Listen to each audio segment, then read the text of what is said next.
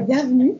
Tout d'abord, je voulais vous exprimer à quel point je suis contente de vous voir en vrai, parce qu'on s'est beaucoup vu en visio ces 2 dernières années. Et c'est enfin le retour de ces séances où on peut se voir de manière totalement humaine. Retour à la normale. Retour à la normale, voilà. Et la première chose que j'aimerais vous dire, c'est un grand merci. Un grand merci parce que justement, nous venons de passer 2 années off normes. Nous avons vécu évidemment des crises, on ne peut pas dire une crise, mais des crises sanitaires, sociales, économiques, maintenant l'Ukraine, beaucoup de changements au sein de l'organisation. Il y a eu une fermeture de services, des restructurations, beaucoup de changements au niveau des ressources humaines, on a une nouvelle politique ressources humaines, beaucoup de changements au niveau informatique dans plusieurs services aussi, avec des nouveaux logiciels, avec beaucoup d'adaptations qui a été demandées à tout le monde. Des départs en retraite, puisqu'on est dans il y a cette génération des baby boomers qui arrivent depuis quelques années à la retraite, et là on a vraiment eu un pic ces 2 dernières années, ça continue encore un petit peu cette année, et quelques années à venir, dans une moindre mesure. Donc merci vraiment parce que cette capacité d'adaptation que vous avez montrée, et puis garder toujours une énergie positive, c'est très précieux. C'est ce qui me donne beaucoup de plaisir à venir travailler, c'est une grande humanité qu'il y a non seulement dans la mission de la Croix-Rouge, mais aussi entre nous. Et à présent, je vais parler des tendances. Donc, je vais poser les grandes tendances actuelles du monde, quelques précisions pour Genève. Vous allez voir que ce n'est pas forcément très positif comme message au départ. Je viens avec beaucoup de choses négatives, mais c'est aussi parce que quand on agit dans une institution humanitaire, on doit ouvrir les yeux et faire face à ces réalités. Donc c'est vraiment pour se replacer dans ce contexte. Et j'apporterai quand même après ce qui me paraît être des bonnes nouvelles qui nous permettent d'aller de l'avant. Avant de commencer, avant que je présente la suite, dans quel monde vit-on, est-ce que vous souhaiteriez partager des idées de mots qui décriraient le monde dans lequel on vit aujourd'hui? Est-ce qu'il y a des mots qui vous viennent spontanément? Incertitude. Incertitude. Surtout ça, surtout l'incertitude. Autre chose, spontanément. Déséquilibre. Déséquilibre, Des règlements intéressants. Incertitude. Allez, plusieurs mots, ça va très bien, je vois le. Inquiétude vis-à-vis de ce concernant la situation géopolitique, la guerre qui est possible encore aujourd'hui, mais aussi quand on voit ce soleil qui dit changement climatique, ça inquiète énormément. Il y a plusieurs changements climatiques, qui ont un impact sur l'économie. Je vais partager avec vous 5 mots clés. Je ne vais pas parler de tout. Typiquement, l'économie, je ne vais pas en parler. Mais 5 éléments qui me semblent vraiment importants par rapport au futur de la Croix-Rouge genevoise et du mouvement Croix-Rouge, Croix-Saint-Rouge en général. Le premier mot, donc ici on a les 5 images qui illustrent ces 5 mots. Le premier mot, c'est le mot complexité. On vit dans un monde de plus en plus complexe avec le développement de l'intelligence artificielle, une grande mutation de l'emploi, où tout ce qui est fonction cognitive devient de plus en plus automatisé à travers la numérisation. La question des ransomware qui nous occupe de manière croissante au cours des dernières années. Alors, je ne suis pas sûre que tout le monde sache ce que ça signifie ransomware, mais je suis sûre que je vous l'explique, vous allez tout de suite voir de quoi je parle. Donc, les ransomware, ce sont ces rançongiciels, c'est-à-dire qu'un hacker pénètre le système informatique d'une organisation, arrive à rentrer dedans et crypte toutes les données numériques qu'il y a dans une organisation. de manière à ce que lorsqu'on arrive le matin tous au travail, on veut utiliser nos emails, rentrer dans les différents dossiers informatiques et on n'y arrive pas parce que tout est crypté. Et le hacker crée un mot de passe qu'il nous vend contre rançon.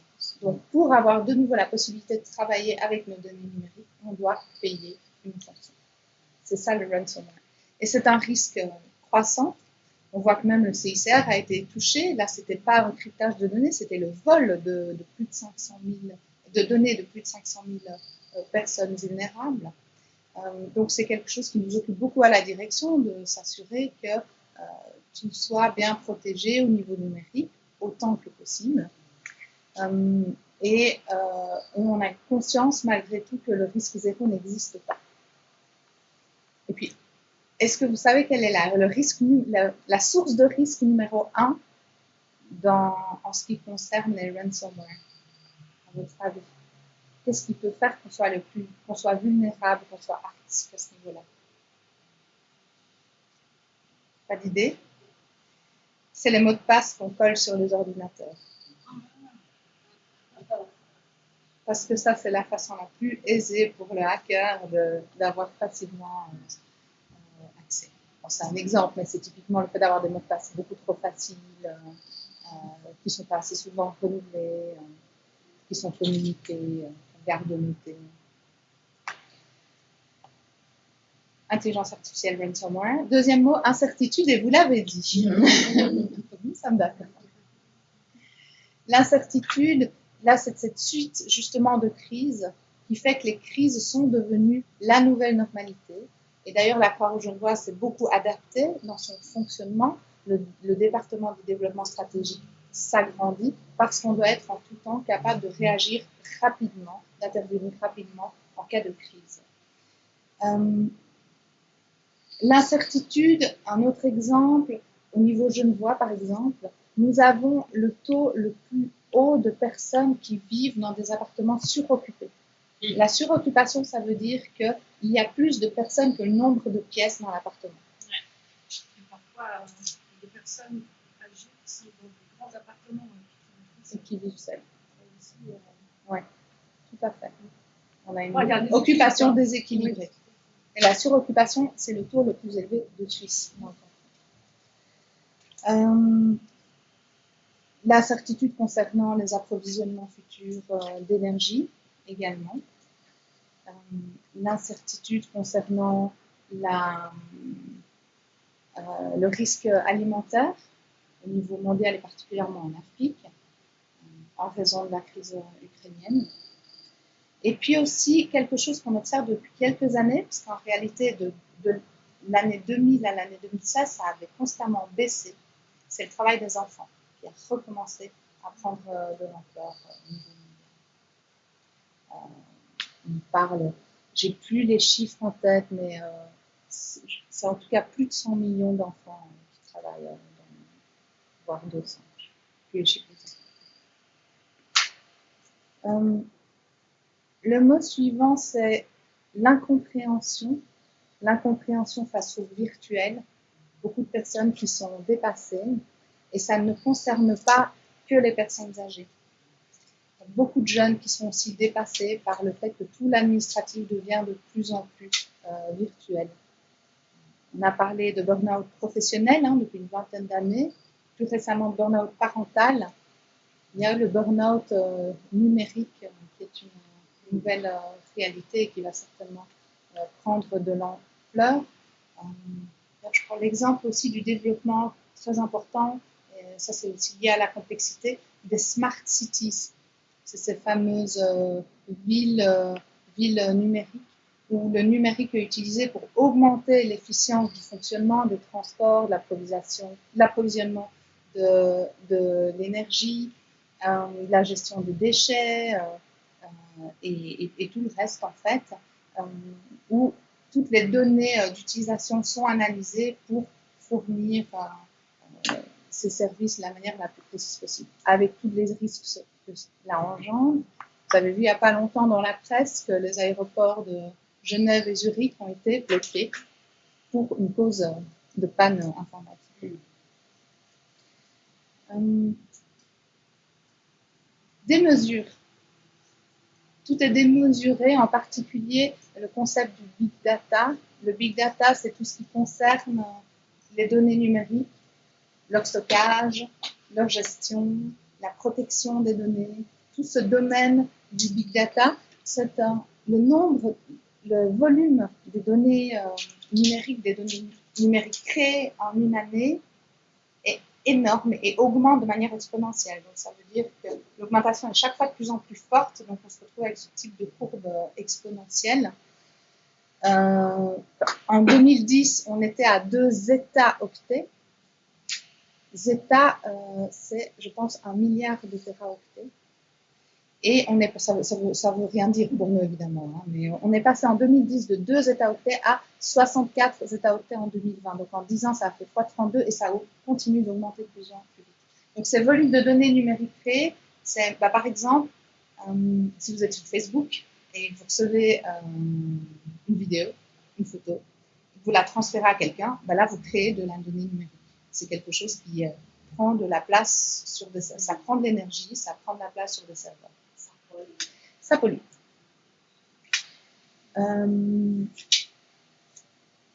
2020, on était à 64 zeta-octets. Alors aujourd'hui, on a certainement beaucoup plus, mais pour vous donner l'idée de ce que représente 64 zeta-octets, je ne sais pas si vous avez déjà vu ces disques durs, là où on peut mettre des photos, on peut utiliser à la maison, les vidéos et autres de sauvegarde.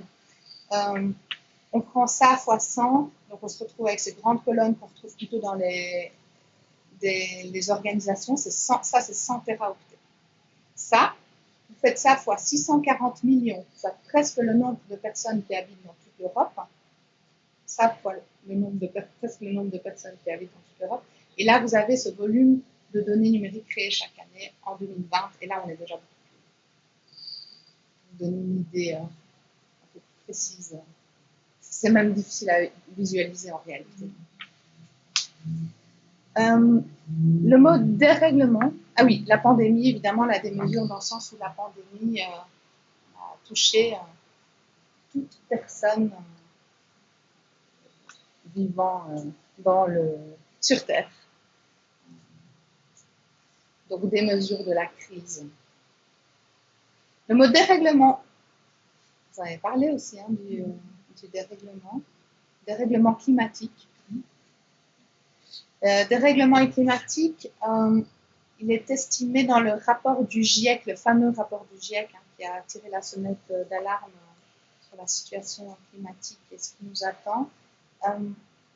Plus de 3 milliards de personnes sur Terre sont à risque de souffrir du dérèglement climatique de manière importante. Ce sont toutes les personnes qui habitent dans les zones côtières, les personnes qui habitent sur les îles, dans les déserts, dans les régions polaires aussi, et aussi dans les montagnes. Depuis 1990, on a une augmentation par rapport à l'année 1990. Sur une année, on a 35% en plus de catastrophes climatiques dans le monde. Pour votre information, la Fédération internationale des sociétés Croix-Rouge, Croissant-Rouge et les sociétés Croissant-Rouge sont de plus en plus actives dans le domaine climatique avec beaucoup de solutions, parce que c'est de la prévention santé, le fait d'agir sur les questions climatiques, avec beaucoup de solutions fondées sur la nature. Très rapidement, les situations à risque, ça veut dire qu'à partir du moment où on a ce type de profil, on est plus à risque de souffrir. Donc, c'est important pour nous de le garder en tête parce que ça nous aide à prioriser nos actions au niveau de la Croix-Rouge genevoise. Les personnes qui ont un niveau d'études bas, un mauvais état de santé, permanence de soins dentaires, par exemple, une réponse, une absence de logement, une rémunération insuffisante, un surendettement, problématique particulièrement importante dans le canton de Genève, une situation de séjour irrégulière, un manque de connaissance du français et un isolement familial ou social. puis ici, les groupes, les trois groupes à risque qu'on peut relever, qui sont des groupes qui sont particulièrement à risque de pauvreté. Et donc, avant, je vous donnais les situations à risque, mais c'est pas parce qu'on est dans une situation à risque qu'on répond à un de ces éléments, ou même à plusieurs, qu'on a forcément besoin de l'aide de la Croix-Rouge parce qu'on peut avoir des ressources élevées. Par exemple, si on a un mauvais état de santé mais qu'on a beaucoup d'argent et un bon entourage, la Croix-Rouge ne va pas devoir intervenir. Donc on regarde aussi les groupes à risque en termes de moyens. Donc, groupes à risque au niveau ici moyens financiers, les familles avec enfants et en particulier les familles monoparentales. Donc c'est les mères seules avec enfants, généralement mères, mais aussi les pères seuls avec enfants. Si on prend la statistique suisse au niveau de l'aide sociale, on a 3,2%, c'est statistique 2020, donc ça va beaucoup changer, 3,2% des personnes qui sont à l'aide sociale au niveau de l'aide Suisse. Si on prend la population famille monoparentale, c'est 21%. Donc, le fait d'être une famille monoparentale multiplie par 7 le risque d'être à l'aide sociale. Donc, les familles en France, c'est surtout les familles monoparentales, c'est aussi les familles nombreuses, avec beaucoup d'enfants. Les jeunes en transition école-métier, et en particulier les jeunes qui ont des difficultés sociales, qui ont eu un parcours de difficultés scolaires, qui ont un niveau d'études bas, qui ont des problèmes de santé également, qui ont une santé mentale aussi, en forte croissance, en particulier pendant cette période de Covid.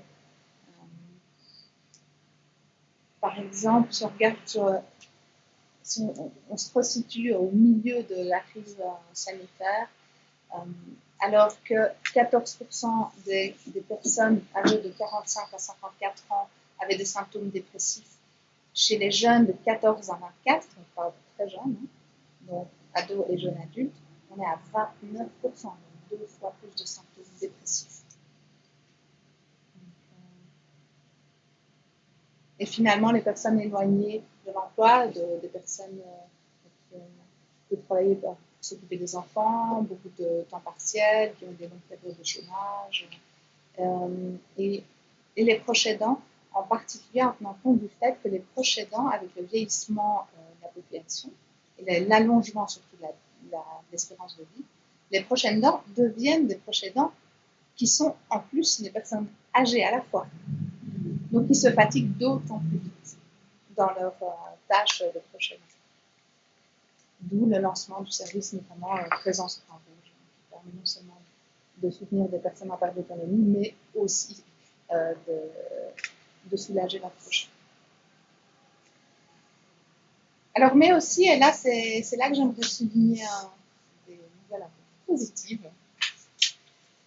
On observe une forte augmentation de la solidarité. Par exemple, pendant la crise, ça c'est vraiment lié à la crise. On le voit au niveau mondial, par exemple, dans les pays où il y a plus de catastrophes naturelles, c'est là où on a le plus grand nombre de bénévoles Croix-Rouge qui prend s'en va. Donc là, en quelques semaines, par exemple, on est passé d'une base de données de plus de 2000 bénévoles disponibles pour agir à la Croix-Rouge genevoise à plus de 3000. Les donateurs ont été aussi davantage au rendez-vous. C'est pour ça que vous verrez dans le rapport d'activité que certes, on a augmenté fortement nos dépenses, mais aussi on a augmenté fortement nos revenus à hauteur de cette augmentation des dépenses. Les générations YZ. Alors, vous savez, les générations... quelle génération on a ici? Les baby boomers, hein, c'est ceux qui ont 58 ans et plus. Ouais. Puis, on a la génération X. Bah, typiquement, nous trois membres de la direction, on est de la génération X. C'est 43 ans à 57. La génération Z, la génération Y, 28 à 42. Vous toutes.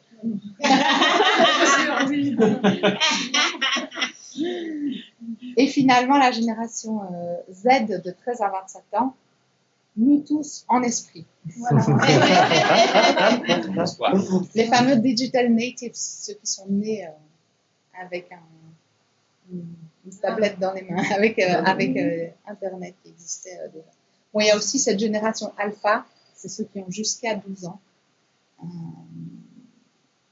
Et aujourd'hui, dans les organisations, on a beaucoup de générations Y et aussi, dans une moindre mesure, génération Z. En tout cas, la Croix genevoise, on a vu lors de la séance d'information précédente qu'on avait fait à Tourbillon, on avait fait lever les mains et là, on avait vraiment une prédominance de génération Y. Donc, il faut qu'on en tienne compte dans le management, dans le développement des politiques ressources humaines. C'est une génération qui demande beaucoup plus de flexibilité, beaucoup plus de transparence, qui a besoin d'authenticité dans les rapports humains. Et c'est là que je le mets dans une côté bonne nouvelle. Hein. Le mot authenticité est particulièrement important. Ils sont aussi en quête de sens, en quête de signification de leur quotidien, non seulement de leur vie privée, mais aussi au travail. Donc, ce qui nous permettrait, a priori, d'attirer davantage de talents dans nos efforts de recrutement à la Croix-Rouge genevoise. Donc, c'est une génération qui est très engagée, mais qui a besoin aussi de beaucoup d'autonomie et de liberté. Ce qui signifie pour les managements qu'on n'est plus dans un management qui délègue une tâche, mais un management qui implique complètement et qui soutient. Implication, soutien, c'est vraiment les deux. Collaboration, une bonne nouvelle, puisque depuis quelques années, on collabore beaucoup plus avec toutes les autres associations du réseau. On est encore beaucoup plus proche en termes de collaboration avec les pouvoirs publics, canton de Genève, ville de Genève et autres. Ces collaborations qui permettent d'avoir un plus grand impact dans nos missions sociales, sanitaires, et qui nous permettent aussi parfois de réduire les coûts ou d'augmenter la qualité sans augmenter une professionnalisation continue des changements dont je vous ai parlé au début. C'est dans un effort de professionnalisation et le développement de l'importance des compétences émotionnelles, particulièrement important dans une institution humanitaire comme la nôtre. Les compétences émotionnelles, c'est tout ce qui concerne le fait d'identifier chez les autres les émotions des personnes et pouvoir y réagir adéquatement, mais c'est aussi par rapport à soi, identifier, comprendre ses propres émotions et les gérer adéquatement. Donc ces compétences émotionnelles, et je ne l'ai pas noté là, mais il y a aussi des compétences créatrices, sont les deux compétences qu'on va être amené à développer davantage et qui seront certainement l'objet de nos futures formations continues, alors selon les besoins évidemment de fonction, puisque tout ce qui est cognitif est de plus en plus automatisé et c'est là que les besoins s'accroissent et vont continuer de grandir. Voilà, je vais passer la parole à mon collègue de la direction Arnaud Levéry, que vous ne connaissez pas encore, je pense. Vous n'avez pas encore rencontré. Donc, il remplace Cynthia Bernard. C'est le nouveau directeur de finances et administration qui a travaillé auparavant 12 ans chez Médecins sans frontières. Il connaît très bien le domaine humanitaire, plutôt là au niveau international, mais aussi avant, c'était 4 ans, c'est ça, à la Croix-Rouge française. Donc, voilà, retour au mouvement. Voilà. Bonjour, ravi de faire votre connaissance. Quelques mots peut-être sur les finances pour commencer. Les comptes 2021 ont été révisés, bouclés récemment. Et donc, on a 2 années, là j'ai présenté 2 années de perspectives sur les comptes 2020 et 2021. Alors là, sur ce graphique, il y a en vert, c'est les revenus de l'association, donc qui étaient à 22 millions de francs en 2020 et 27 millions en 2021. La grande barre d'à côté en orange, c'est le montant total des dépenses opérationnelles. Donc 21,5 millions en 2020 et puis 26 millions en 2021. Alors pour ces 2 années, il y a un élément exceptionnel et non récurrent à avoir en tête. Ce sont les distributions des aides financières Covid. Donc il y a eu en 2020 3,5 millions de dettes financières distribuées à des gens qui étaient qui avaient perdu leurs ressources. Et en 2021, ça s'est monté à 7,2 millions. Donc, voilà, c'est ça. C'est-à-dire que hors cette activité, alors donc il y a autant de revenus que de dépenses pour ces aides financières, mais donc la taille des activités de la Croix-Rouge sans ces aides Covid, ce serait 19 millions en 2020 et puis 20 millions en 2021. Alors, ce qui est intéressant de voir sur ce résumé des comptes, c'est que les comptes sont équilibrés, il y a autant de revenus que de charges. Et il y a donc un peu plus de revenus que de charges. Il y a une partie qui est versée sur des fonds affectés, c'est-à-dire qu'il y a des revenus qui sont reçus pour une cause précise et qui sont mis dans des fonds pour des utilisations ultérieures. L'exemple, c'est les fonds qu'on a reçus pour le déménagement à Tourbillon. Donc, il y a voilà, des fonds qui ont été versés, qui vont être utilisés pendant plusieurs années pour amortir les équipements qui ont été acquis. Donc, ils sont déjà pré-utilisés, mais donc voilà, ils arrivent dans cette variation de fonds, mais ça permet de financer aussi des activités futures. Et donc, après variation des fonds, le résultat pour 2020 était un déficit de 300 000 francs et pour 2021 de 100 000 francs. Ce qui est, quand on voit la taille, ce qui est vraiment une situation équilibrée.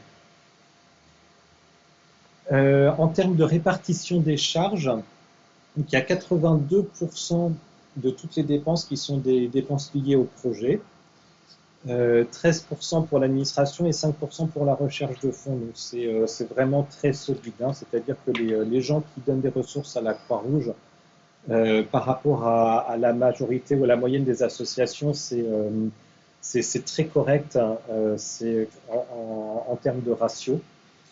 Donc voilà, on peut se satisfaire de réussir à allouer autant de ressources à nos activités auprès des bénéficiaires. Alors, bon, je ne sais pas si vous voyez bien, oui. Donc ça, c'est l'évolution des réserves. Donc on voit ici en millions de francs l'évolution des réserves depuis quelques années. Donc là, les réserves à la clôture 2021 s'élèvent à 8 millions de francs. Souvent, ce qu'on fait, c'est qu'on compare les réserves aux dépenses annuelles. Donc on se dit, avec 8 millions de francs, combien de mois d'activité on peut financer? Donc ces 8 millions de réserves, elles représentent ici un peu moins de 4 mois d'activité. Mais ça, c'est en tenant compte des dépenses Covid. Donc si on enlève ces dépenses exceptionnelles qui ne se répètent pas en 2022, là ça s'est terminé en 2021, en fait ça fait 5,2 mois d'activité. Donc il y a voilà, 5 mois de réserve. Zevo, qui est l'organisme qui supervise les associations en Suisse, recommande d'être entre 3 mois et 18 mois. Donc c'est une fourchette très large, mais au-dessus de 3 mois, on est dans une situation où on est confortable, on n'est pas en train de se demander chaque mois si on peut payer ou pas les salaires à la fin de l'année. Quand on regarde la situation 2014-2015, je pense que la directrice financière de l'époque devait moins bien dormir. Donc la situation s'est vraiment très très nettement redressée au cours de ces dernières années. L'autre chose intéressante à voir donc, sur le graphique du haut, c'est que dans ces réserves, on voit ici les fonds affectés en jaune. Donc c'est les fonds qui ne peuvent être utilisés que pour quelque chose de très précis pour les années futures. Donc on voit que la part des fonds propres a aussi augmenté. Cette réserve de fonds propres, elle permet de parer à toute éventualité. Donc c'est une situation financière qui est vraiment saine. Alors, quelques mots sur les ressources humaines. Donc, il y a la politique RH qui continue d'être élaborée et finalisée. Il y a eu un atelier la semaine dernière sur la formation continue, où il y a eu une bonne vingtaine de participants qui ont réfléchi qui ont fait des propositions sur pourquoi est-ce qu'on faisait, quels étaient les objectifs qu'on devait donner à la formation et quelle était l'offre de formation qui devait être développée pour les collaborateurs de la Croix-Rouge. Donc ça a été une session très riche là. Et demain, il y a une seconde session sur les bilans de collaboration. Donc, comment est-ce que entre un employé et son supérieur hiérarchique, on fait le point sur la collaboration, que ce soit pas une séance où on arrive le nœud à l'estomac et qui serve à déterminer un bonus ou alors des sanctions, mais qui soit quelque chose qui engendre une démarche voilà, de dialogue, de construction, et puis qui permettent de voir comment est-ce qu'on grandit dans l'organisation. Donc ça, c'est l'atelier de demain sur la collaboration, et donc à la suite de ces deux ateliers, il y aura une politique RH qui sera finalisée et puis présentée à tous les collaborateurs. Alors, le point RH de dessous est plus trop d'actualité. Enfin, en fait, on ne sait pas. Pour l'instant, il n'y a pas d'accord Genève-France. Oui, il y a eu des annonces faites côté français, mais qui ne sont pas confirmées par les autorités suisses. Donc, on va suivre dans les jours qui viennent. Mais donc, il y a pour les donc la politique de la Croix-Rouge genevoise, c'est que on peut faire jusqu'à 40% de télétravail si le poste le permet et si c'est d'accord avec dans l'organisation du travail. À partir du 1er juillet, sauf prolongation de l'accord entre la France et la Suisse, ces 40% de télétravail ne peuvent être faits que sur le territoire suisse. Voilà, et donc on verra, oui, donc on ne communique pas encore, on attend 1 ou 2 jours pour voir ce qui ressort des dernières annonces. Au niveau de l'informatique, il y a deux évolutions importantes. Un renouvellement du matériel et de la configuration du matériel. Donc, progressivement, là, dans les semaines qui viennent, si vous avez un ordinateur de travail, il va être remplacé, et puis il y aura normalement quelque chose de plus rapide, de plus fiable en termes de connexion au serveur de la Croix-Rouge, aux différentes applications. Donc là, le test devrait être terminé fin juin et ça devrait être déployé dans tous les services dès juillet. Et il y a une migration des serveurs qui sont actuellement au premier étage ici en septembre, donc pour voilà, plus de sécurité et des meilleures performances. Ils étaient complètement saturés, c'était du matériel vieillissant, donc on protège les données et les applications informatiques avec cette migration. Voilà pour l'informatique. Et puis dernier point sur les travaux. Donc je ne sais pas si vous avez fait un tour dans les couloirs, là on voit les protections, donc le 6e étage est en train d'être complètement rénové. Et donc ça va permettre de pouvoir faire un jeu de chaises musicales et de faire remonter des postes de travail du premier étage et de pouvoir ensuite rénover le premier étage, notamment de repenser l'espace de réception et l'espace d'attente. Parce qu'il y a, voilà, je ne sais pas si vous passez de temps en temps au premier étage, mais il y a beaucoup de gens qui attendent pas forcément dans des bonnes conditions. Ça crée beaucoup de tensions qu'on pourrait s'éviter avec une réception mieux organisée. Donc voilà, outre le rafraîchissement des bureaux, c'est vraiment ça l'objectif, avoir une réception accueillante et sécurisée. Et sur ce, je passe la main à Julien pour les opérations. Je vais vous dire quelques mots sur chacune de nos opérations, chacun de nos services. Peut-être juste que j'ai opéré des interprètes, mais peut-être vous me dites dans quel service vous faites des interprètes, dans quel service vous travaillez. Quand on passe le service, je peux vous donner un peu la parole ou qu'on se prenne quelques minutes de plus. interprétariat. Toi aussi. Pardon, j'ai pas compris. Interprétariat, hein. Oui, oui, interprétariat. Je suis chef rouge. Ah, voilà, c'est bien. Alors, ça, je m'arrêterai peut-être pour les autres services, je vais aller un petit peu vite, puis je m'arrêterai un petit peu plus sur le chaperon rouge et l'interprétariat. Alors, peut-être vous dire effectivement que par rapport aux opérations, les deux grandes tendances qui ont vraiment impacté les opérations et les collaborateurs des opérations, ce qu'on a dit avant, c'est qu'on sort à peine finalement du Covid, on a déjà oublié, mais il y a très peu de temps où ça a beaucoup marqué et ce qu'on a fait, puis il y a aussi les esprits, la vie privée dans certaines situations, donc on reste encore dans cet état un peu on se remet à peine de ça, et on bascule dans l'autre situation qui est l'impact de la situation ukrainienne, que ce soit dans certains cas les collaborateurs, dans certains cas les bénéficiaires, la vie chère qui commence à pointer son nez ici, donc on arrive de nouveau dans un nouveau monde avec voilà, ce qu'on a dit avant, des incertitudes et puis des difficultés. Alors, je commence autour des services, je fais un petit peu vite, s'il y a vu que j'ai plus lentement ou s'il y a des choses qui ne sont pas claires, vous me dites, et je ferai un petit peu plus long sur l'interprétariat et sur le chaperon rouge. Donc le CAIFE, c'est l'ancien service qui s'appelait avant le SEMO, semestre de motivation.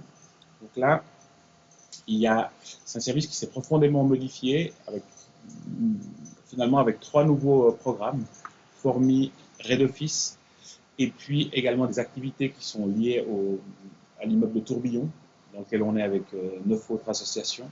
Et puis on va ouvrir à la rentrée scolaire, au début de l'automne, on va ouvrir un restaurant. C'est un restaurant de réinsertion, également à Tourbillon. Donc ça prend beaucoup d'ampleur. Une petite question. Ouais. Ce restaurant, réinsertion, c'est qui les personnes qui sont formées là-dedans? Alors, on n'est pas encore sûr exactement qui seront le profil. On vise plutôt des jeunes, comme pour le qualifier des jeunes qui sont en réinsertion, des jeunes en décrochage scolaire, difficultés familiales.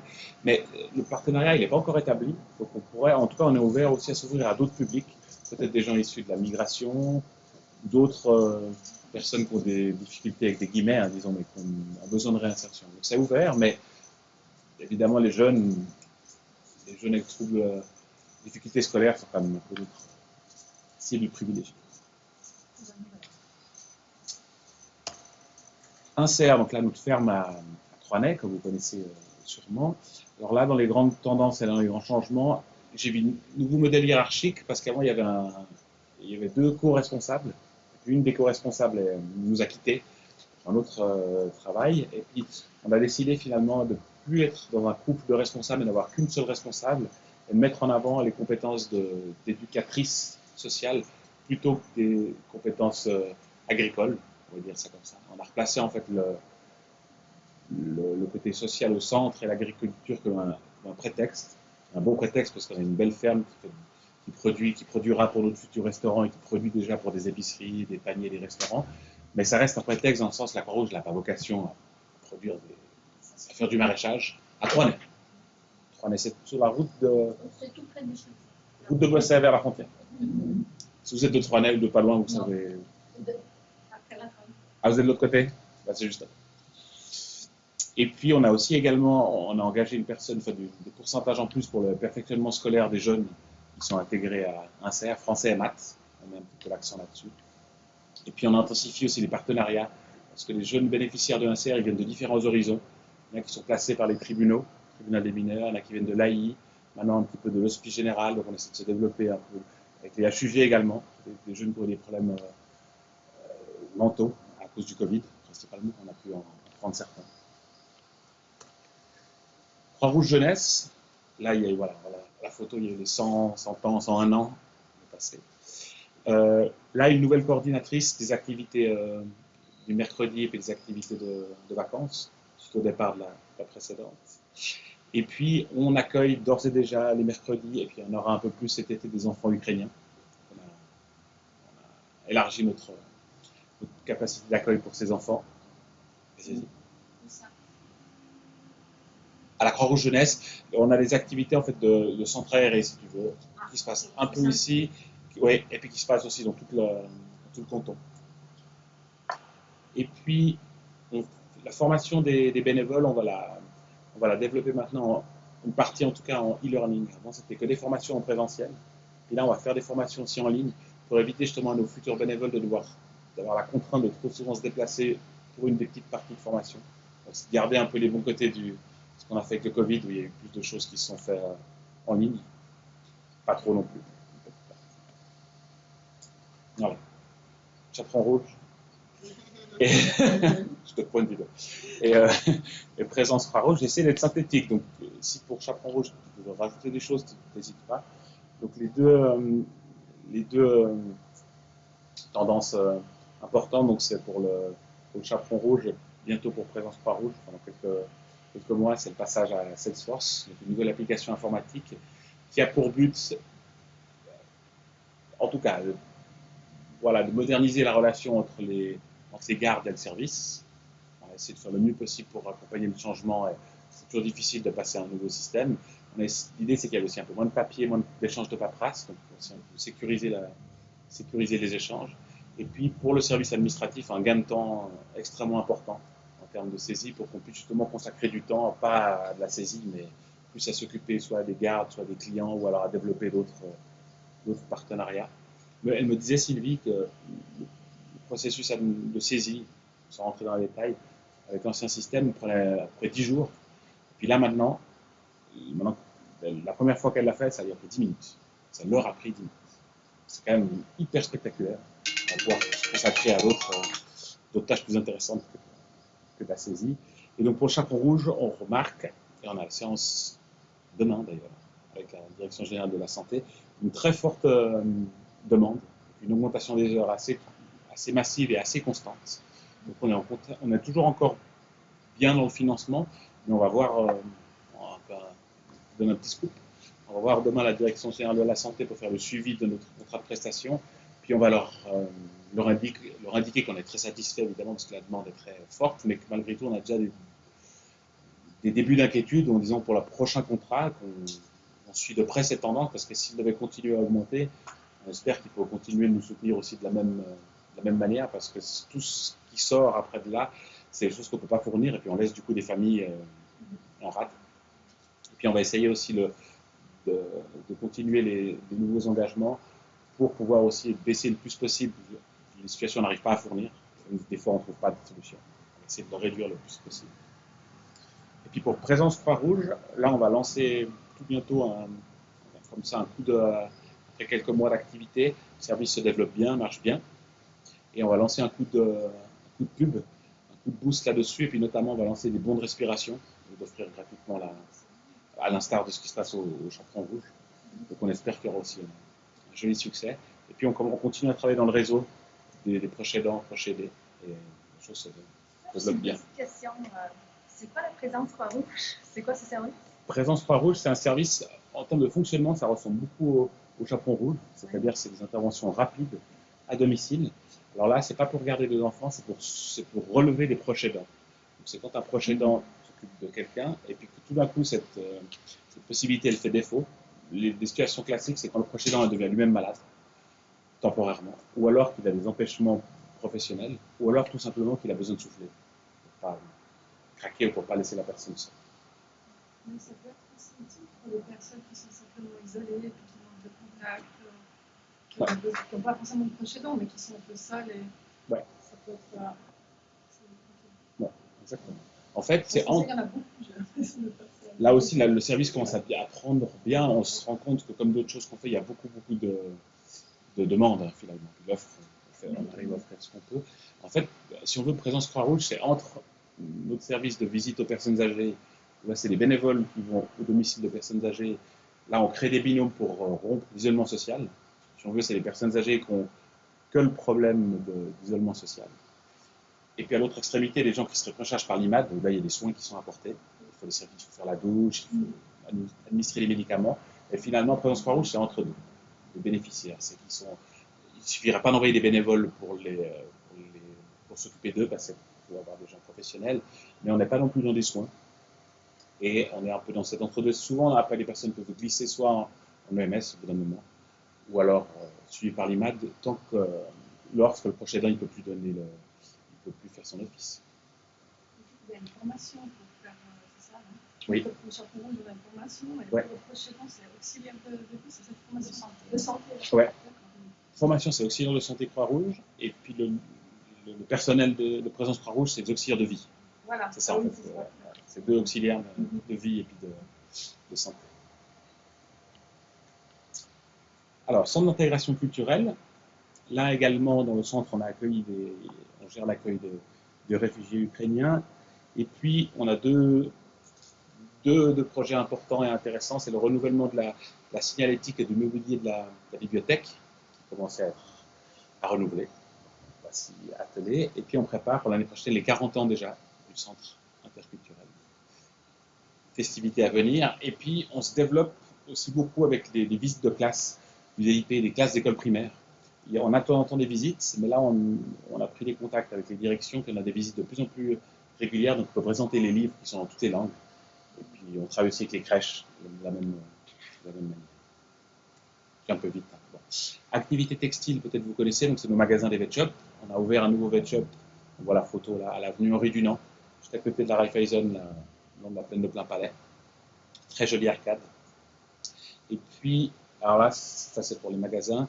Et puis pour le centre de valorisation, donc qui s'occupe des vêtements qui sont donnés dans les boîtes à fringues, là, il y a un règlement du service, un nouveau règlement du service qui est rédigé en commun avec tous les collaborateurs, donc une démarche participative. Et puis un gros enjeu, il y a un renouvellement important, il y a beaucoup de collègues qui partent à la retraite. Un nombre assez significatif dans le service, donc on s'y prépare au fur et à mesure. C'est pas si facile. On a un service d'activité socio-sanitaire, donc là on a la permanence d'accueil social qui se trouve ici, au premier étage. Et donc là on a augmenté le personnel pour gérer notamment l'afflux de réfugiés ukrainiens. C'est une permanence qui est très sollicitée pour donner des bons de vêtements, des bons d'habits et puis du matériel de première nécessité. Pour ce qui est de notre permanence dentaire, elle fonctionne bien maintenant, on croule sous les clients, plus de 3 mois d'attente. D'un côté, on est content, puis d'un autre côté, on se dit qu'on a atteint un peu nos limites. Donc, on va lancer des études économiques et socio-sanitaires pour voir si ce qu'on fait est juste économiquement, et puis comment on pourrait faire pour encore mieux répondre à la demande. Est-ce que c'est l'idée d'ouvrir une deuxième permanence ailleurs? Est-ce que c'est l'idée que ce soit les autres qui s'occupent d'une autre permanence? Voilà. Ça, c'est en collaboration avec Dr. Jackson, c'est ça?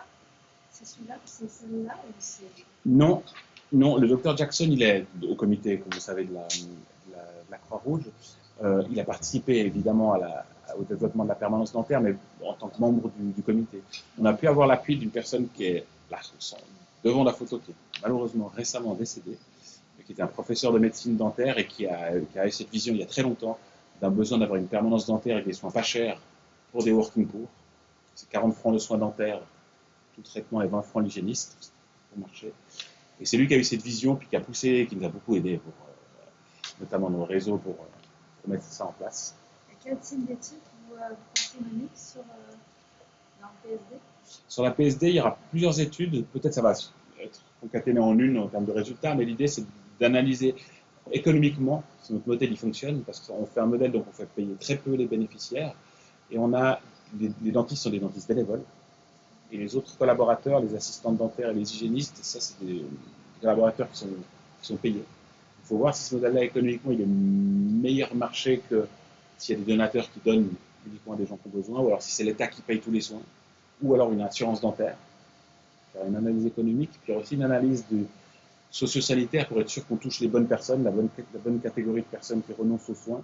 Et puis voir aussi, on a prévu un catalogue des soins, pour qu'on s'assure qu'il soit le bon, parce qu'il n'est pas trop restrictif, puis du coup ça crée des frais plus tard, ou alors trop large, peut-être un peu trop luxueux et du coup trop cher. Et en fait, la partie qui m'intéresse, c'est l'aspect socio-sanitaire. Comment vous faites pour assurer que vous avez atteint la bonne population? Mm-hmm. Et ben justement, on ne le sait pas. Et donc, du coup, ouais, donc comment vous allez faire l'analyse de cet aspect-là? Alors ça, très clairement, comme vous l'imaginez, c'est des analyses qui sont très larges et très complexes, donc ce n'est pas nous qui allons pouvoir les mener. Et puis, ça, c'est Laura qui s'en occupe, n'est-ce pas? Et on va mandater. Soit on a eu un premier contact avec l'université, ou alors on sait qu'il y a d'autres aussi entreprises et structures qui s'en occupent.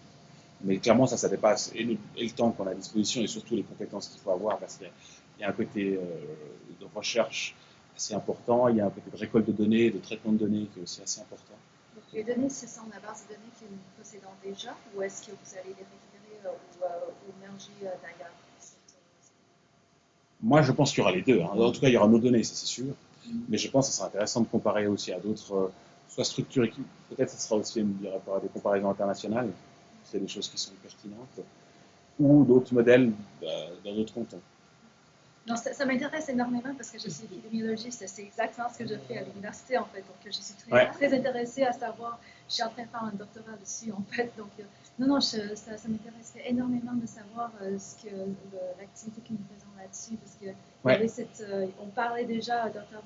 Jackson qui a fait le CAMSCO. Ouais. Donc, quand ils ont mis en place tout ça, ça a été déjà circulé pas mal dans le milieu, en fait. Ouais. Donc, ça m'intéresse énormément de savoir que ça. En fait, le monde est tellement petit aujourd'hui, minuscule. Donc, ouais, ce serait intéressant de savoir justement ce travail. Ouais, nous, parce que c'est très intéressant pour nous, puis on a un peu aussi un moment un peu clé, parce que suivant ce que vont donner les études, ça va orienter après notre action et le suivi qu'on veut y donner. Parce que la permanence, pour le moment, elle est financée que par... c'est un financement privé, donc qui s'arrêtera un jour ou l'autre. Donc on a encore le temps de bien finir l'étude, de finir les choses comme ça, mais à terme, il faudra qu'on montre une plus-value, notamment pour avoir une reconnaissance publique d'une manière ou d'une autre. Ouais. Ça sera ça le but des études. C'est un très beau travail en tout cas. Ça va être intéressant, on se réjouit beaucoup.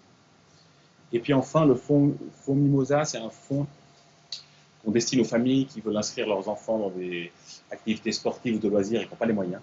Ils peuvent nous solliciter, soit via la Croix-Rouge Jeunesse ou soit directement, et puis on peut payer les cotisations des chèques de foot, de camp d'été.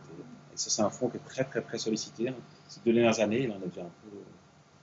Voilà, mais on recherche pour leur renflouer, mais c'est très sollicité, puis ça va avec ce qu'on disait avant, avec les difficultés des familles, avec la vie chère, donc c'est les loisirs qui en pâtissent en premier. Service des deux retours. Donc là, ce que je peux dire d'important, je sais aller vite, c'est que donc service des deux retours, on facilite, on organise des retours volontaires des personnes qui souhaitent quitter la Suisse. L'idée, c'est de monter un projet avec eux pour qu'ils puissent se réinstaller dans de bonnes conditions dans les pays d'où ils viennent, avec un projet professionnel. Ce qu'on constate, c'est la complexité des cas. Il y a de plus en plus de personnes qui viennent avec des parcours, notamment liés à des états de santé déficients. Donc, du coup, ça complexifie les dossiers parce qu'on doit s'assurer que sur place, ils puissent avoir aussi les traitements nécessaires. Et puis, même des fois, le transport peut être compliqué. Il y a de plus en plus de ces situations-là. Une collaboration avec les médecins et les HUG, un peu plus complexe et fastidieux. Notre centre de formation qui se trouve maintenant à Tourbillon. Alors là aussi, il y a une nouvelle responsable qui est là depuis une année, donc c'est l'occasion du coup d'avoir un nouveau regard et puis de mettre à jour certaines choses. On va bientôt avoir un nouveau logiciel de gestion avec la même idée d'être aussi plus performant, d'avoir moins de saisie et d'automatiser des choses.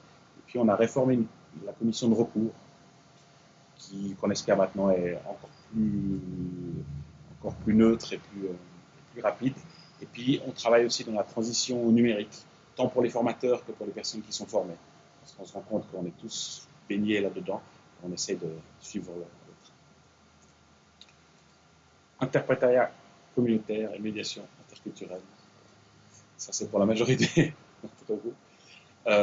Ce qui est frappant, c'est ce que je voulais mettre en avant, c'est l'augmentation du nombre d'heures d'interprétariat et puis de l'AIS également. Donc, c'est une hausse qui est assez forte et qui est continue. Donc, c'est très réjouissant pour nous, c'est-à-dire que ça montre la qualité de votre travail sur le terrain, la satisfaction des clients et également la qualité du travail du service administratif, de la recherche de fonds chez nous et de toutes les relations qu'on peut tous avoir avec les différents bénéficiaires et les différents clients. Donc c'est vraiment surtout dans cette période post-Covid où c'était un peu incertain de savoir comment les choses allaient un peu tourner, comment les clients allaient se positionner, des bénéficiaires toujours en difficulté, donc c'est intéressant. Et ce qui est réjouissant également, c'est qu'il y a l'AIS qui se développe, donc l'accompagnement à l'intégration scolaire, j'avais repéré, qui se développe aussi beaucoup. Et c'est encore tout nouveau finalement chez nous, mais c'est vraiment très encourageant. Et puis, on vient d'être sollicité maintenant pour un nouveau projet avec l'Hospice Général et le BIE qui s'appelle le projet Nouvel Arrivant, c'était pas le nom exact. En gros, l'idée, c'est que pour des personnes fraîchement arrivées à Genève qui sont prises en charge par l'Hospice Général, on est en train de créer un processus d'accueil un peu standardisé.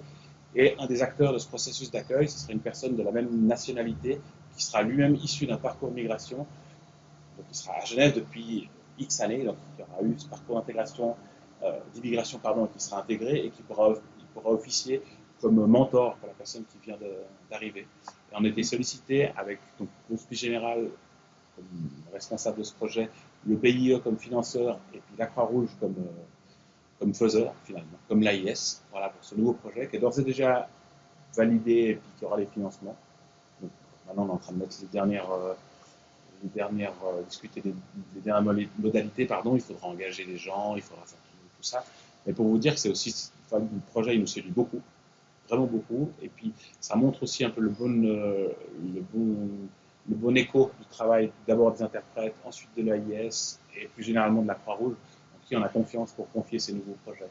Et là, pour vous dire, et après je réponds à votre question, je crois que le doigt s'est levé, il n'y a pas eu ni d'appel d'offres, ni de choses comme ça. Naturellement, c'est un peu en extension de l'AIS, on s'est positionné, enfin, on nous a sollicité pour travailler là-dedans, donc c'est vraiment c'est un gros challenge de nouveau, comme il y a des nouveautés, il faudra bien l'assurer.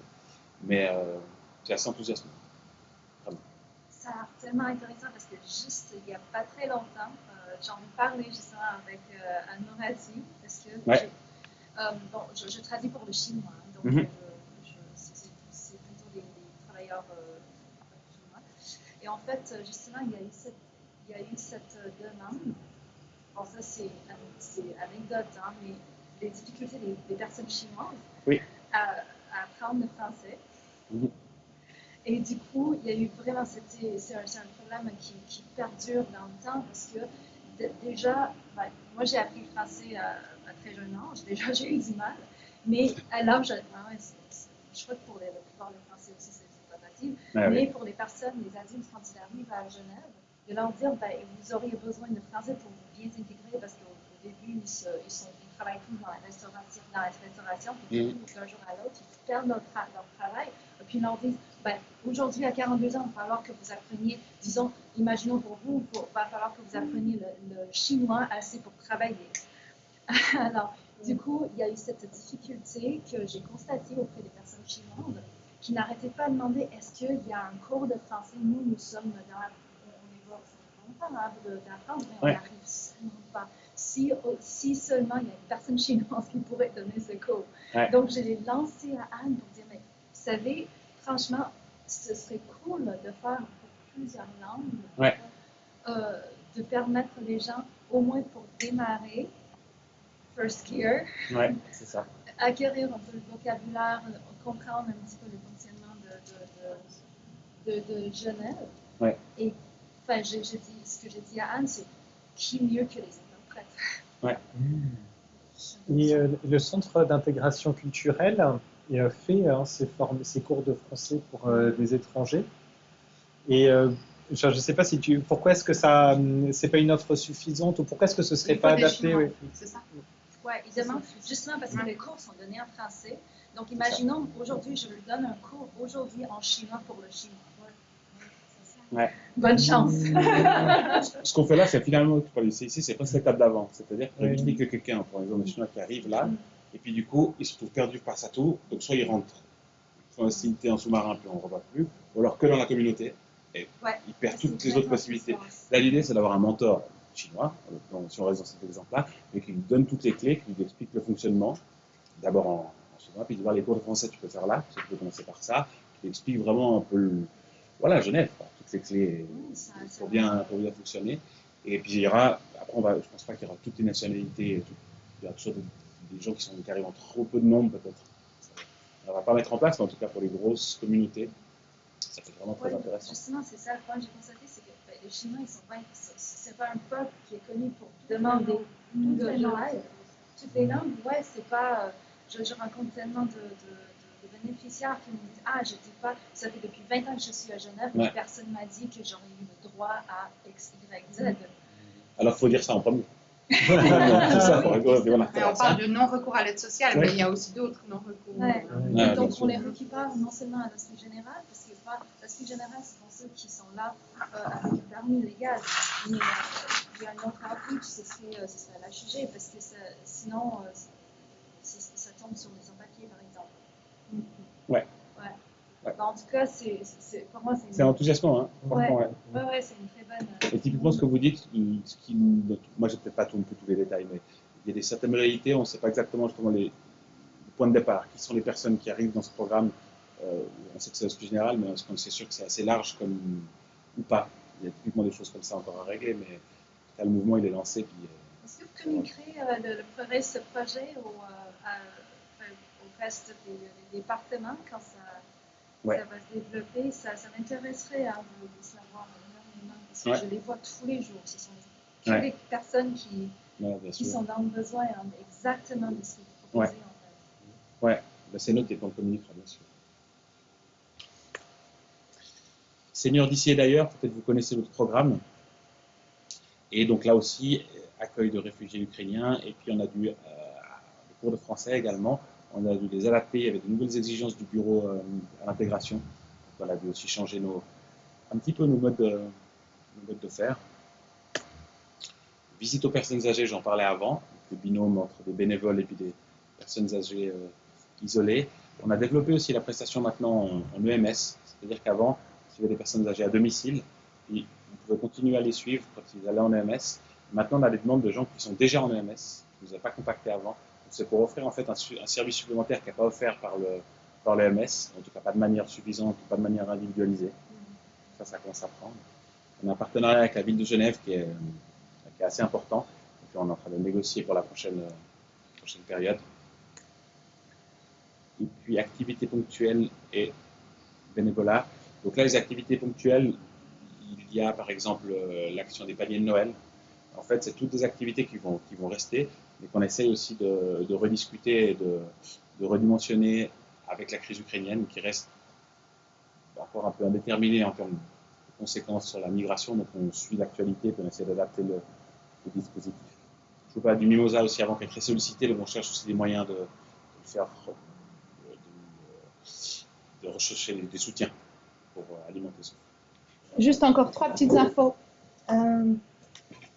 rapides sur les nouveaux projets. Donc, vous avez probablement déjà vu des informations sur tout ce qu'on fait en relation avec l'afflux de réfugiés en provenance d'Ukraine.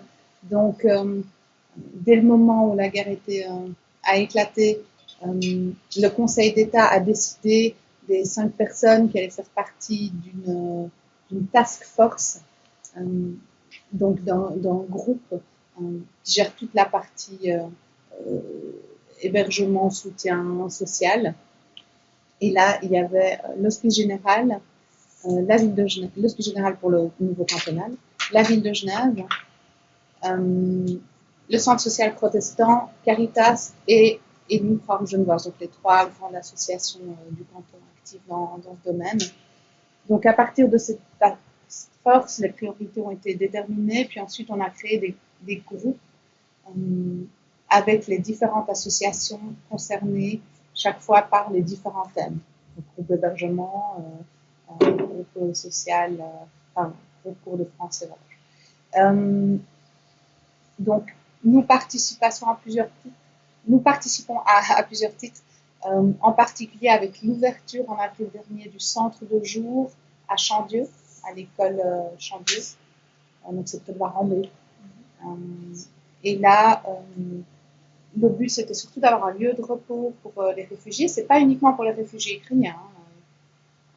Pas oublier le principe d'impartialité. Donc c'est pour tout réfugié, c'est vraiment pour faire face à l'afflux. Alors évidemment, il y a beaucoup de personnes qui viennent d'Ukraine qui arrivent là. Donc c'était à la base surtout pour un lieu de repos et de rencontre, mais en fonction des besoins exprimés, ce qu'on a développé grandement sont les ateliers de recherche d'emploi, donc curriculum vitae, recherche d'emploi, qui ont beaucoup de succès. On doit refuser des personnes parce que tout à coup il y a 60 inscriptions, donc là on est en train de développer cette partie-là. On va reprendre l'accueil, c'est une présence à la gare Cornavin pour les réfugiés qui arrivent directement à Genève par le train et qui forcément ont besoin d'une première orientation. Actuellement, c'est fait par une association petite privée qui s'est montée spontanément, mais qui forcément, après quelques mois, s'essouffle dans son action. C'est un peu là aussi notre rôle à Croix-Rouge, c'est non seulement d'être en mesure d'intervenir rapidement, mais c'est aussi de tenir dans la durée, de suppléer d'autres qui ne pourraient pas tenir dans la durée. Et puis aussi, toutes nos activités concernées par des réfugiés, des personnes migrantes, ont été renforcées. Donc, on a recruté des personnes, des interprètes communautaires pour l'ukrainien. Et on a augmenté le nombre de cours de français. On a aussi commencé à accueillir des enfants pour les loisirs à la Croix-Rouge Jeunesse. On a renforcé le service senior d'ici et d'ailleurs pour aider des personnes âgées provenant d'Ukraine à s'intégrer. Tous les services concernés ont été un peu renforcés. Le Centralis, si vous êtes déjà au courant, on avait envoyé un mini-bulle à ce sujet. Donc, on a eu la chance de recevoir de la part d'une fondation un droit d'utilisation de cet ancien hôtel. Ça s'appelait l'hôtel Lido avant. Il est près de la gare de Cornavin, il est à Champoulé. Et on va y héberger, accompagner des jeunes, très probablement des jeunes adultes qui aujourd'hui n'ont pas de projet professionnel et n'ont pas d'hébergement. Donc en fait, on comble vraiment une lacune parce que soit il y a des solutions d'hébergement d'encadrement pour les mineurs, et à partir de 18 ans, il y a des solutions d'hébergement uniquement pour les jeunes adultes qui sont dans notre programme d'insertion. Donc là, l'idée, c'est de créer non seulement la solution d'hébergement, mais aussi une solution d'encadrement qui peut se faire notamment à travers INSER ou Propulse, par exemple, nos activités d'insertion existantes. Donc tout ce projet est en train d'être monté. Des travaux viennent d'être lancés dans l'hôtel pour alors pas tellement le rénover parce qu'il est en très bon état, mais surtout l'adapter à cette population, aux besoins, créer une cuisine suffisamment grande, un lieu où ils peuvent se retrouver ensemble. Et finalement, le projet 10, là, on est en pleine exploration. Donc, en 2014, un bénévole du comité de la Croix-Rouge Jeunesse, c'est un comité qui n'est pas un comité comme la Croix-Rouge Genevoise, il ne gère pas des comptes, des budgets, mais c'est un comité quand même très engagé, c'est 17 jeunes bénévoles qui chacun gère une activité au sein de la Croix-Rouge Jeunesse. Il y a 11 activités opérationnelles et puis après, il y en a un qui s'occupe par exemple du Facebook de la Croix-Rouge Genève, un du Twitter, voilà. Et il y a une très belle dynamique avec 400 jeunes bénévoles actifs par an, dont une centaine de réguliers. Les activités principales à la Croix-Rouge Jeunesse, c'est surtout les loisirs, le soutien scolaire et aussi les binômes avec des jeunes réfugiés et puis les visitants de jeunesse, avec des activités organisées pour les personnes âgées. Mais il y a aussi eu cette idée en 2004, et j'ai oublié les formations évidemment sur le mouvement humanitaire qui sont très très importantes dans les écoles publiques, privées. Et en 2014, un bénévole qui a eu l'idée de créer un soutien scolaire adapté pour les enfants ou jeunes qui souffrent de troubles 10, donc dyslexie, dyspraxie, dyscalculie, etc. Parce qu'en fait, quand on souffre de troubles 10, si on est aidé scolairement de manière habituelle, ça peut ralentir l'apprentissage, voire créer aggraver les problématiques. Donc, il suffit d'une formation assez courte pour savoir comment aider l'enfant avec un trouble 10 pour le faire adéquatement.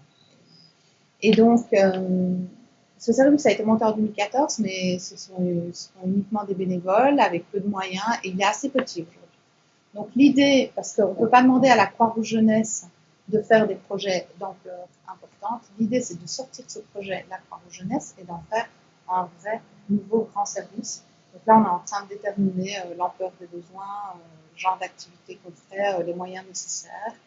On parle, selon les statistiques qu'on trouve, de 5 à 15% de la population qui est concernée par les troubles 10. Et puis, plus récemment, si on inclut vraiment toutes les personnes qui en souffrent, ne serait-ce qu'un petit peu, sans jamais s'en rendre compte, on pourrait monter à 30% de la population. Donc, c'est pas banal. Donc, évidemment, très lié au problème, une grande cause de difficultés scolaires et d'exclusion. Donc, c'est un exemple de projet pour lequel on comble les lacunes. Voilà, parce que tout simplement, les solutions, il y a des solutions qui existent, mais elles sont soit trop coûteuses, soit insuffisantes. C'est la partie questions-réponses. Pour si vous avez des questions pour nous, alors bon, là on l'a fait de manière assez informelle, vous avez posé des questions au fur et à mesure, mais si vous avez d'autres questions. Merci de la présentation. Personnellement, je trouve que ça m'aide à avoir une idée globale de ce que la Croix-Rouge fait, même si on reçoit les rapports à lire, etc. On n'a pas le temps de les lire.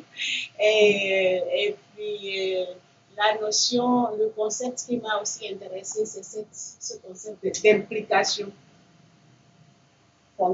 qui est contraire à la délégation. Voilà. Je crois qu'à la Croix-Rouge, voilà, on nous implique vraiment et ça, c'est vraiment intéressant, réjouissant. Moi, je voulais savoir, le projet Alice, ça c'est prévu pour quand? On espère probablement accueillir des jeunes l'année prochaine. Après, il y a beaucoup d'incertitudes en lien avec les travaux, avec des questions d'autorisation et diverses aspects assez complexes. Ouais. Ce qui fait qu'on a prochaine après les vacances, l'année scolaire? Non, année, calendrier. Ouais. En 2020. Pour l'instant, ces jeunes, ils sont à l'hôtel principalement. Ouais. Sans projet professionnel. J'aimerais aussi savoir le projet d'aide au retour. Pendant le Covid, ça a marché ou bien vous avez eu des demandes vous avez fait des aides au retour? On a fait, mais on a fait beaucoup. Enfin, c'était très dur à vivre pour nos bénéficiaires, mais également pour nos collègues, parce que il y a eu, d'un côté, il y a eu beaucoup moins, parce que l'espace aérien mondial était bloqué pendant le moment, donc il n'y a pas de vol, on ne peut pas organiser. Et parallèlement à ça, il y a des bénéficiaires qui étaient là, et puis justement, qui voulaient absolument rentrer pour voir leur famille, parce qu'ils étaient en train de perdre des proches. Puis aussi, c'est un moment, comme je disais avant, que ça a impacté tout le monde. Il y a des gens qui, ça les a fait rendre déclic, leur fait comprendre que finalement, ici, ce n'était pas l'endroit où ils vivaient, qu'ils voulaient absolument rentrer vite avec le Covid, mais ils voulaient rentrer vite et on ne pouvait pas les faire rentrer. Donc, il y a eu beaucoup de travail, moins de retour. Maintenant, ça a repris, un peu comme avant. Beaucoup d'émotions, il y a beaucoup de... D'ailleurs, c'était une période, tu te souviens, où il y a eu 2-3 moments un petit peu, pas de violence, mais de menaces, comme ça, parce que les gens, il y a une tension, une détresse assez importante des bénéficiaires. Parce que normalement, ces projets d'aide au retour, ils sont assez tranquillement, disons. Les personnes, ils savent qu'il y a un processus où elles peuvent avoir le droit d'être ici, mais ils prennent du temps, puis ça se met en place tranquillement. Là, il y a le Covid est venu d'un coup en mars 2020, ça a été stupéfait, donc il y a eu voilà, beaucoup d'émotions et beaucoup de difficultés. Ça a été une période difficile pour beaucoup de services. Hein. Donc l'aide au retour, finalement, il y a moins de résultats en termes de départ, mais il y a plus de travail. Donc il a fallu renforcer l'équipe parce qu'en fait, il y a tout un travail qui est fait. Finalement, le vol est annulé, il faut tout recommencer. Enfin, voilà. Et beaucoup de pertes d'efficacité. Et ce n'est pas le seul service qui a été évidemment concerné par des difficultés, des frustrations. Et je dois vraiment tirer mon chapeau à toutes les équipes, hein, parce que tout le monde a fait face. Et on a arrivé au bout et on a fait beaucoup plus que ce qu'on faisait toutes les années précédentes. Et voilà, une dernière observation, c'est la permanence dentaire. Je crois qu'il y a un problème. Voilà, vous avez dit qu'il y a eu un délai d'attente très long. Moi, je trouve que. Mais qu'est-ce qu'on fait s'il y a des urgences? Est-ce que. Voilà, d'abord, c'est pour les travailleurs voilà, qui ont un salaire insuffisant pour aller se faire soigner. Ouais. Même ceux qui ont un salaire substantiel. Bon, par exemple, en France ou ailleurs, les gens vont maintenant en Croatie, etc. Mais les gens qui ne savent pas, voilà, en cas d'urgence, qu'est-ce qu'on fait? Qu'est-ce qu'on peut conseiller aux gens? Nous, on ne fait pas les urgences. Oui, mais c'est vraiment si quelqu'un a quand même, voilà, rempli les conditions et qui ne peut pas attendre 3 mois pour que son dossier soit, voilà. Qu'est-ce qu'on fait dans ce cas-là? Je pense que c'est l'enjeu de l'enquête de l'étude socio-économique, parce qu'on voit bien que le besoin dépasse largement les capacités, même financières. Hein, le financement qu'on a reçu, il nous permet de faire un pilote pour démontrer qu'il y a un vrai besoin et puis faire prendre conscience de ce besoin. Oui. Mais vraiment, on n'est pas sur les urgences. C'était d'ailleurs l'idée de départ du professeur Carrel, du docteur Carrel, pardon, qui avait cette grande frustration, c'est que finalement les urgences à la clinique dentaire, elles vont être accueillies parce que il faut supprimer la douleur, c'est l'arrachage de dents en gros. Hein. Mais il n'y avait pas l'étape juste après. Nous, on est à l'étape juste après, qui est extrêmement importante aussi pour la santé, évidemment, puisque une mauvaise santé dentaire a des conséquences sur le corps entier. Les bactéries voyagent dans le corps, ça peut affecter le cœur aussi. Il y a des crises cardiaques qui sont des conséquences d'une très mauvaise santé dentaire. L'histoire des 3 mois, comme tu disais Arnaud, on va voir l'étude, ce qu'elle va nous démontrer, parce que c'est nous qui avons fixé à 3 mois, mais on aurait pu le fixer à 1 mois, et on refuse plein de patients, ou on peut mettre à 6 mois, en acceptant plus. Donc nous, c'est 3 mois, c'est ce qu'on estime être de ne pas trop poser de problème, parce que nous, on ne fait pas les urgences. Donc avec des abcès, des grandes douleurs, ça on envoie ailleurs. Donc du coup, on a estimé que les 3 mois, c'était quand même un délai raisonnable pour commencer les soins. Et aussi le côté aussi, qualité par rapport aux patients. C'est-à-dire, est-ce que c'est normal que nous attendons 3 mois, puis les autres qui vont chez le dentiste de ville, comme ça, ils attendent moins. Donc ça aussi, peut-être, c'est quelque chose qui pourrait être réglé. Mais voilà, un peu de projet pilote. Et en réalité, ce n'est qu'un petit problème, la durée d'attente, par rapport au problème plus grand, c'est qu'on ne répond pas à toutes les demandes. Parce qu'on a établi des critères très restrictifs pour être en... Donc, en fait, l'idée de ce projet, c'est surtout d'avoir un pilote pour espérer avoir une solution globale plus satisfaisante pour tous les travailleurs et les travailleuses pauvres.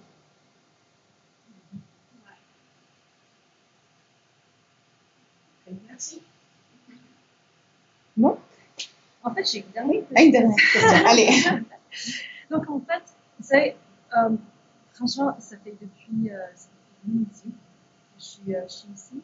Et plus je connais les activités qu'on fait, j'adore ce type de séances pour connaître mieux ce qu'on fait. Et je crois que c'est grâce à ça qu'on arriverait à porter notre badge sur les missions avec la fierté, sachant, bon, voilà, on est là vraiment pour faire du bien. Alors, ma question, ce serait, bon, en sachant que nous faisons tellement d'activités pour la communauté, etc., où est-ce que je peux y aller, disons, si je trouve un projet ici, où je pourrais peut-être contribuer plus, ou est-ce que je peux participer, il y a quelque chose où je pourrais être utile, à qui je pourrais... Bon, vous pouvez devenir bénévole à la Grande Jeune Base, donc ça c'est contacter le service du bénévolat, ben voilà, vous faites déjà. Et après, non, je pense que c'est Laura au développement stratégique qui s'occupe de réfléchir au nouveau projet. Mais votre idée, elle est notée parce que c'est vrai que ce qu'on est en train de développer avec le SPICE et le BIE, ça ne répond pas au problème qui viendra après, parce que même si on redirige la personne vers un cours de français, si ce cours de français est absolument pas accessible, parce qu'il faut d'abord un premier cours avec la langue maternelle, c'est une idée de projet en soi, mais on va en parler à Laura. Je suis vraiment tout à fait d'accord avec ça, parce que je vois ça dans les traductions où les gens, on essaie de suivre un cours et ils disent, j'ai rien compris. Ou, je me souviens, un groupe de personnes âgées, il y avait une prof extraordinaire, et à la fin du cours, ils ont dit, elle a appris beaucoup plus de mots en serbo-croate que nous en français, parce que vraiment, il y a importance que quelqu'un explique, mais aussi pour les personnes qui malheureusement, il y a encore beaucoup qui ne savent pas écrire les livres, qui font des cours et disent, là, je comprends rien, ils abandonnent. Et c'est donc, ils ont la volonté, ils abandonnent parce qu'il n'y a pas quelqu'un pour expliquer. Et par conséquent, il reste pendant des années, je veux dire 3, 4, 6, voire 10 ans à l'aide de l'esprit général. Avec qu'un petit blocage, c'est tellement nul, il y a ce tout petit blocage, alors qu'ils sont très compétents dans leur propre travail. Mais oui, ça me brise le cœur de les voir dans une situation pareille. Là, je me suis toujours dit, bon, j'adore mon travail, mais si je ne vois pas mes bénéficiaires, c'est une bonne nouvelle. Parce que, on n'appelle pas nous les interprètes quand on a des roses, quoi. Ouais, bien sûr. Ouais. Merci beaucoup pour cette idée très intéressante. Déjà, on va explorer ce qui peut se faire quand on aura le temps. Les projets, c'est un par un. On ne peut pas tout résoudre tout de suite. Mais ce serait vraiment intéressant déjà de voir ce qui existe. On a un grand réseau au niveau des formations. Il y a beaucoup d'associations présentes. Et probablement que si un jour on devait rediriger nos actions, là on touche des personnes parmi vraiment les plus en difficulté, avec le plus de vulnérabilité. C'est celles qui ont ce premier blocage. Donc ce serait intéressant de comprendre. Ça soulève beaucoup de questions. Peut-être se concerter aussi avec les partenaires qui font les cours de français, camarades et tout ça, là, pour voir comment on peut faire évoluer les choses. Comment, quels sont Tu veux expliquer le nouveau réseau? Parce qu'il y a la roseraie, il y a il y en a 9 autres en fait dans le collectif des associations de formation. Et nous, ça fait pas longtemps qu'on est dedans grâce aux efforts de Julien et de Nora Befmardi, c'est la responsable du centre d'intégration culturelle. Voilà. Maintenant, on fait partie de ce collectif-là. Du coup, avec ce collectif, C9, FBR, C9, je sais jamais les C9. C9. Le collectif, maintenant, vu qu'on est arrivé C9, c'est parce qu'il y avait 9 associations. Il s'appelle toujours C9, mais maintenant on est 10. Donc voilà, on a rejoint ce collectif et c'est vraiment le lieu pour parler de ce sujet-là. Parce que là, il y a toutes les expertises nécessaires. On peut mettre. Très bien. Écoutez, merci beaucoup, excellente soirée. Merci. N'hésitez pas à vous servir encore à manger. Les autres, parce que c'est vraiment super intéressant. On va envoyer la vidéo aux personnes qui n'ont pas pu être présentes.